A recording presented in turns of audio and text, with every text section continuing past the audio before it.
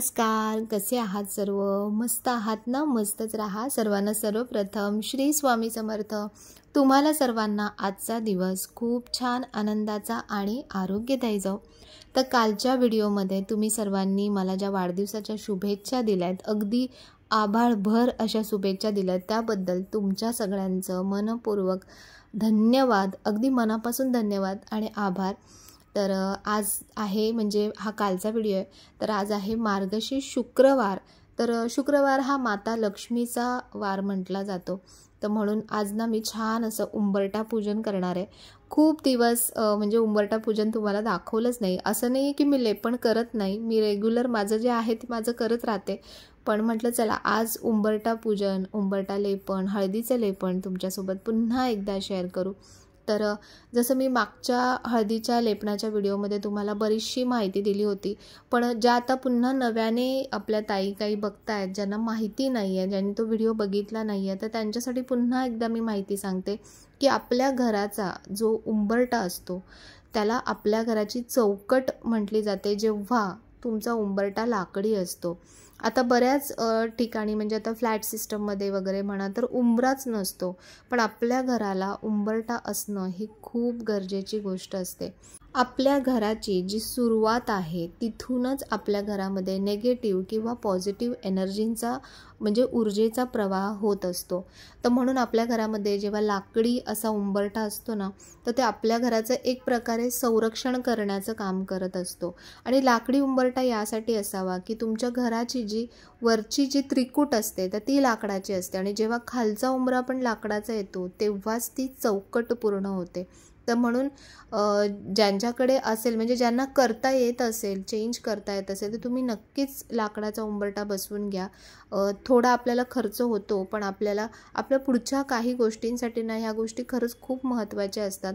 तर आता बऱ्याच जणांना असं वाटेल की फक्त ह्या गोष्टी केल्या म्हणजेच घरात सगळं व्यवस्थित होतं का?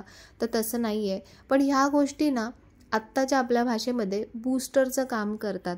म्हणजे आपल्या घरात आधीच जर देवपूजा, पाठ, परत मंत्रपठण ह्या सगळ्या गोष्टी जो होत असतील, घरातलं जर एकमेकांशी वागणं चांगलं असेल, वातावरण चांगलं असेल, तर त्याच्यामध्ये आणखीन या गोष्टी भर घालतात आणि आणखीन आपल्या घरातलं वातावरण द्विगुणित होतं, चांगलं होतं.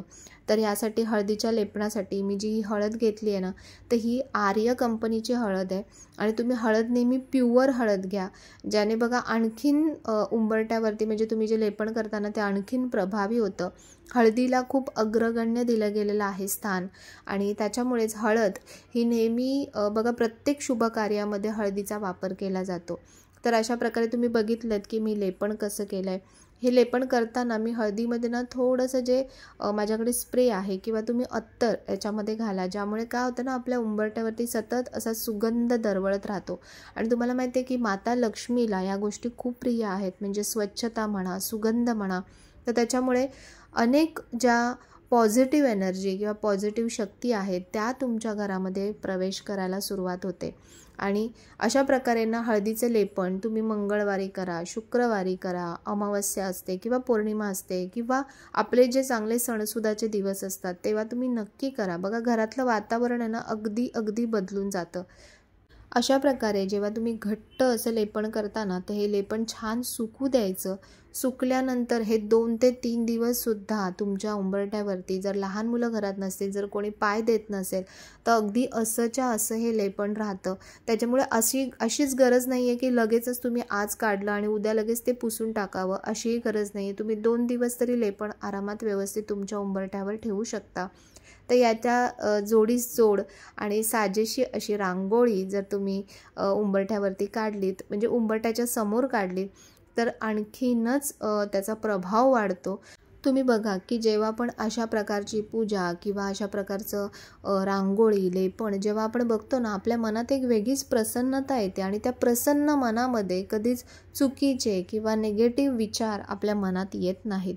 त्यामुळे जोही व्यक्ती किंवा जीही ऊर्जा आपल्या घरामध्ये येणार आहे तर ती सकारात्मकच येणार आहे. इतर वेळी म्हणजे रोजच्या वेळी तुम्ही फक्त अगदी साधी हलकी जी रांगोळी आपल्याला काढता येईल, पटकन काढता येईल अशी रांगोळी तुम्ही नक्की दरवाजामध्ये काढत जा.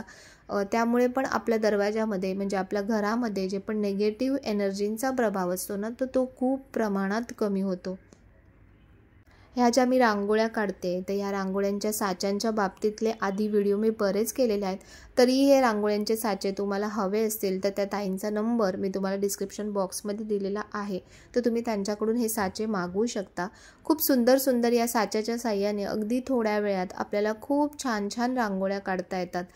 पूर्वी बायका बघा जी सुरुवात असायची ती सडा रांगोळीनेच व्हायची, तर त्याला काहीतरी तसं कारण आहे, शास्त्रीय कारण आहे, त्यामुळेच त्या गोष्टी केल्या जायच्या.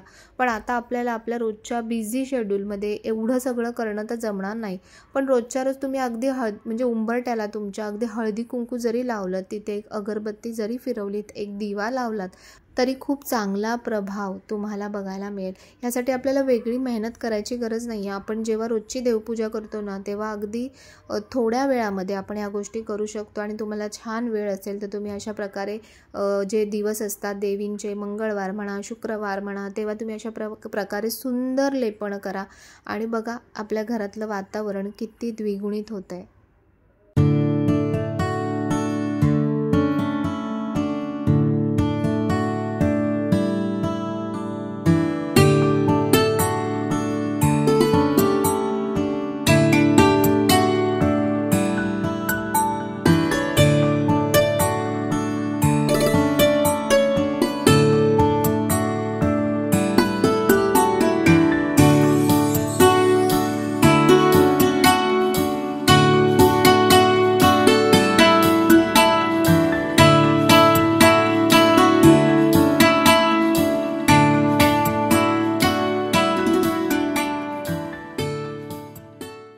तर आज माझ्याकडे खूप छान गोष्ट आलेली आहे. मी तुम्हाला नेहमी म्हणते ना की हे माझ्यासाठी एक म्हणतात ना की जसं तुम्ही म्हणता प्रचिती, तर खरंच ही प्रचितीच आहे की मी ज्या गोष्टी पूजेसाठी स्पेशली मी म्हणेन की ज्या गोष्टी मी विचार करत असते ना, त्या गोष्टी आपोआप म्हटलं देवी आई किंवा स्वामी आपोआप त्या गोष्टी अवेलेबल करून देतात. तर माझा खूप डोक्यात विचार चालू होता की ह्यावेळी मार्गशीर्ष पूजेसाठी काहीतरी वेगळं मला हवं होतं आणखीन.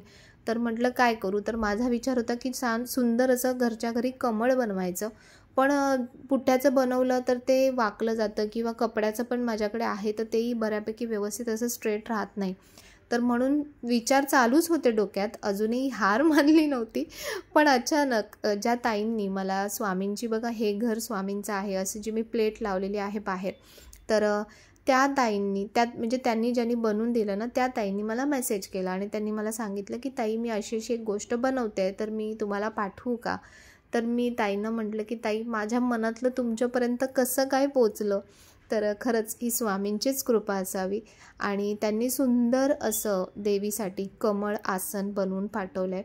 तर म्हटलं की हे फक्त माझ्या एकटीपुरतं लिमिटेड नसावं, तर तुम्हालाही ज्यांना हवं असेल तर तुम्हालासुद्धा ते मिळेल. तर म्हणून मी हे दाखवते तुम्हाला. हे टोटल जे आहे ना, म्हणजे खालची जी प्लेट तुम्हाला दिसते, तर ही संपूर्ण 15 इंचाची प्लेट आहे.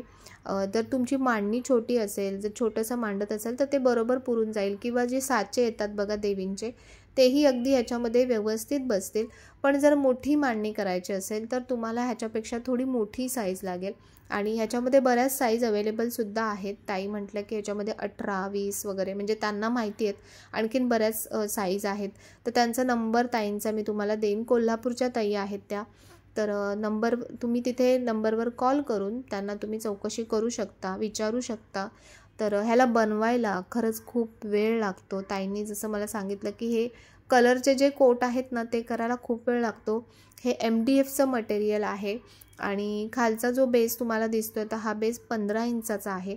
आणि त्याच्या बाजूने ज्या कमळाच्या पाकळ्या येणार आहेत, तर त्या अशा प्रकारे बघा त्यांनी पॅकिंगच इतकं म्हणजे भयानक केलं होतं ना, की ते पॅकिंग काढता काढता मला कितीतरी वेळ गेला.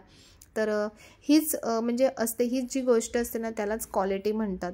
तर त्यांनी ह्या ज्या पाकळ्या पण त्या मला म्हणाल्या की ताई एकेका पाकळीला जवळजवळ 7 ते 8 लेयर मला द्यावे लागले कलरचे, तेव्हा त्याची ती फिनिशिंग आली. आणि MDFचं मटेरियल असल्यामुळे ना, ते तुम्ही म्हणजे बरेच वर्ष किंवा बऱ्याच गोष्टींसाठी तुम्ही हे वापरू शकता.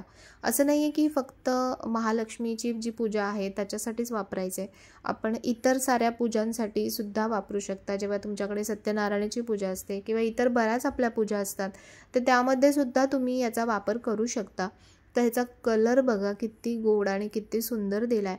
तर ह्याच्यामध्ये तुम्हाला दिसत असेल की खाली हे खाचे आहेत आणि या खाचांमध्ये आपल्याला ज्या पाकळ्या आहेत ना त्या अशा प्रकारे लावायच्या आहेत. तर अगदी सोपं आहे, काहीच कठीण नाही आहे. आणि एकदा तुम्ही त्या जागेवरती सेट केलंत ना तर ते अगदी व्यवस्थित म्हणजे तिथे बसून राहील. तर याच्या आतमध्ये आपण जो आपला कलश मांडणार आहे देवीचा, तर तो याच्या आतमध्ये मांडायचा आहे किंवा जो साचा येतोय देवीचा तो तुम्ही याच्या आतमध्ये बसवायचा आहे. बाकीची जी आपली पूर्ण पूजा आहे किंवा बाकीच्या ज्या गोष्टी आहेत त्या तुम्हाला एक्स्ट्रा वेगळ्या मांडाव्या लागतील. सगळंच तुम्ही इथे आतमध्ये मांडू नाही शकत, त्यामुळे खूप गर्दी होईल. पण अगदी सुंदर, मी तुम्हाला सांगू क्वालिटी खूप सुंदर आहे आणि काम पण खूप ताईंनी खूप छान केलं, अगदी मनापासून बनवलं आहे. पण तुम्हाला ज्यांनाही तुम्ही तुमचा स्पेस बघा की तुम्हाला किती जागा लागते आणि त्याच्या हिशोबाने तुम्ही ऑर्डर करा.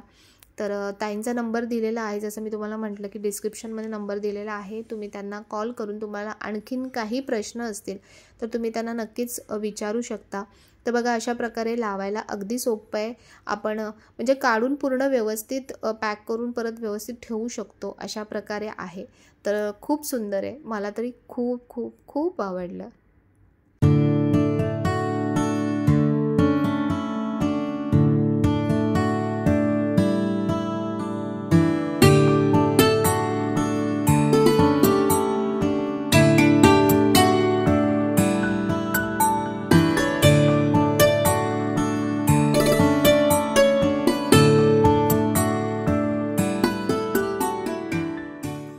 आपल्या मार्गशीर्षच्या पूजेसाठी ताईंनी सुंदर असं कमळ बनवून पाठवलंय.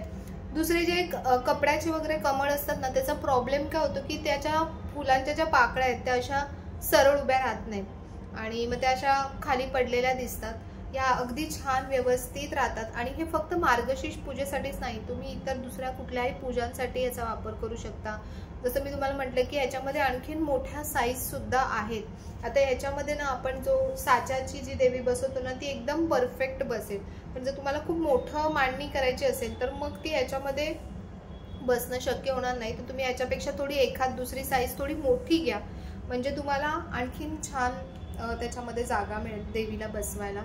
पण अतिशय सुंदर वाटतंय आणि स्टेडी आहे खूप, म्हणजे असं काही पडणार धडणार असं काही नाही आहे. खूप छान मस्त वाटतंय. तर तुम्हाला हवं असेल तर ताईंचा नंबर दिलेला आहे, डिस्क्रिप्शन बॉक्समध्ये पण दिलेला आहे आणि इथे स्क्रीनवर सुद्धा येत असेल तर तुम्ही त्यांना विचारू शकता, चौकशी करू शकता ह्याची. तर अशा प्रकारे आता आपला जो मार्गशीर्ष महिना सुरू झालेला आहे तर तुमच्या सगळ्यांच्या पूजा ज्या आहेत महालक्ष्मी आईच्या त्या खूप छान होऊ दे आणि नक्की करा. जर तुम्ही कोणी व्रत हे करत नसाल ना तर नक्की करा. मी अगदी लहान असल्यापासून हे मार्गशीर्षचं व्रत करते आणि ह्याचे खूप चांगले परिणाम मला बघायला मिळतात. खूप छान वाटतं. तर तुम्ही पण करून बघा, मग तुम्हाला त्याची प्रचिती नक्कीच येईल. आणि मार्गशीर्ष महिना म्हणजे सगळे दिवस तसे म्हणायला गेलं तर चांगलेच असतात, सारखेच असतात. पण काही जसं आपण विशेष दिवस असं म्हणतो तर तसा हा महिना जो आहे ना हा खूप विशेष महिना आहे. यामध्ये तुम्ही भगवान श्री विष्णूंची जी सेवा आहे ती करा, त्याने खूप चांगले चांगले परिणाम तुम्हाला बघायला मिळतील. महालक्ष्मी आईची सेवा करा, तीर्थक्षेत्र कुठे आहे तिथे तुम्ही जाऊन या, बघा खूप खूप भारी वाटतं. तर अगदी वातावरणामध्ये जी पॉझिटिव्हिटी आहे ना ती दिसते, म्हणजे आपल्याला जाणवते.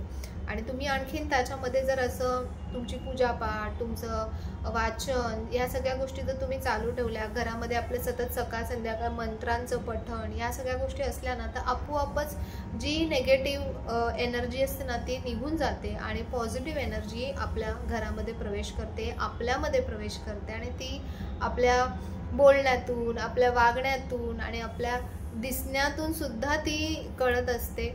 तर असंच स्वामींकडे आणि महालक्ष्मी आईकडे हीच प्रार्थना की सगळ्यांच्या आयुष्यामध्ये सुख, समृद्धी, शांती, समाधान या सगळ्या गोष्टी येऊ दे. आणि जर व्हिडिओ आवडला असेल तर व्हिडिओला नेहमीप्रमाणे लाईक करा, शेअर करा, सबस्क्राईब करा. पुन्हा भेटूया अशाच नवीन व्हिडिओमध्ये. तोपर्यंत सर्वांना बाय आणि सर्वांना श्री स्वामी समर्थ.